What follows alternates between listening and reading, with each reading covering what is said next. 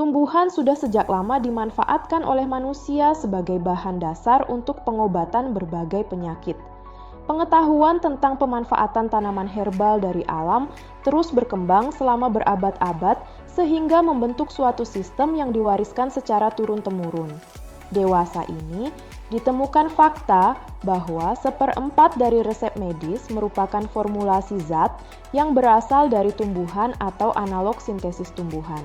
Bahkan menurut data WHO, 80% populasi dunia, terutama pada negara berkembang, bergantung pada obat-obatan yang dihasilkan dari tumbuhan. Pada dunia kedokteran juga mencatat sejarah yang berhubungan dengan perkembangan studi tentang tanaman obat yang bersumber dari bahan alam atau yang juga dikenal dengan farmakognosi.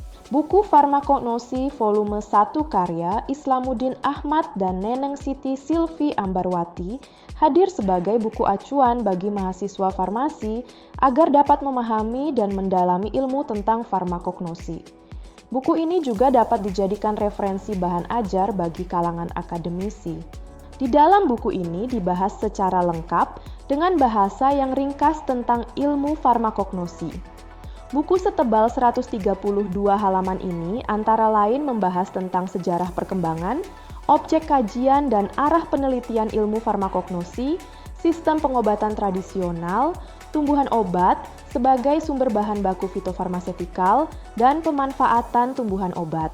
Farmakognosi merupakan ilmu obat dan racun yang berasal dari alam dan telah menjadi dasar ilmu farmasi.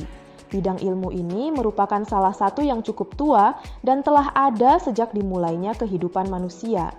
Perkembangan ilmu farmakognosi mengalami perubahan besar seiring dengan perkembangan ilmu botani dan mikologi pada abad 19 hingga awal abad 20. Saat ini, ilmu farmakognosi memiliki ruang lingkup yang meliputi antara lain adalah karakterisasi struktur dan kimia dari tanaman obat dan bahan-bahan obat, serta jalur metabolisme yang mengarah ke sintesis senyawa farmakologi aktif. Buku ini juga membahas secara mendalam tentang simplicia. Simplicia atau obat gubal merupakan bagian dari tanaman, hewan, dan mineral yang dapat dimanfaatkan sebagai obat namun belum mengalami proses pengolahan.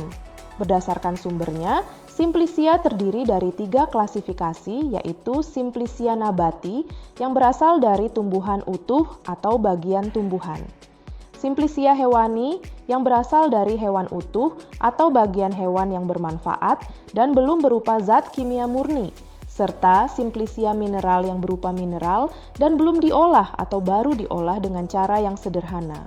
Penggunaan obat herbal saat ini dipandang lebih aman dibandingkan penggunaan obat sintetik karena efek sampingnya yang dinilai lebih rendah.